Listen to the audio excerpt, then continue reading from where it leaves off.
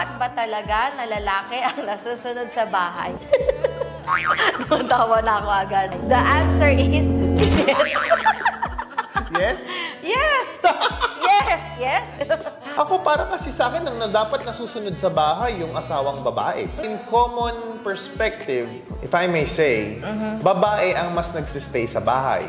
Everything in your house should go along with how you want it. Why should it fit what I want? Dapat it should fit what you need. We need to clarify things. Alam mo? Sige. Anong Kapag tamang dating sa buhay na dapat lalaki, alam mo, dyan pumapasok yung sinasabi nila na dapat nagsasubmit ang babae sa lalaki. I can understand na her way of submitting to me is, hindi ko masabi.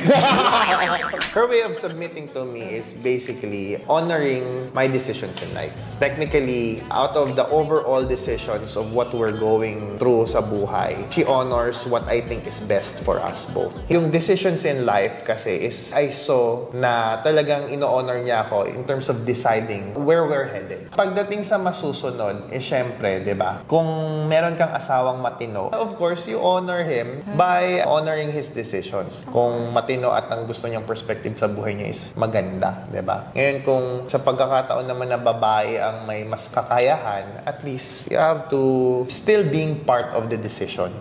Di ba? Kung ikaw man ang mas may say, kasi ikaw ang mas kumikita, I think it will not be less than that kung i-involve mo yung husband mo to be part of that decision.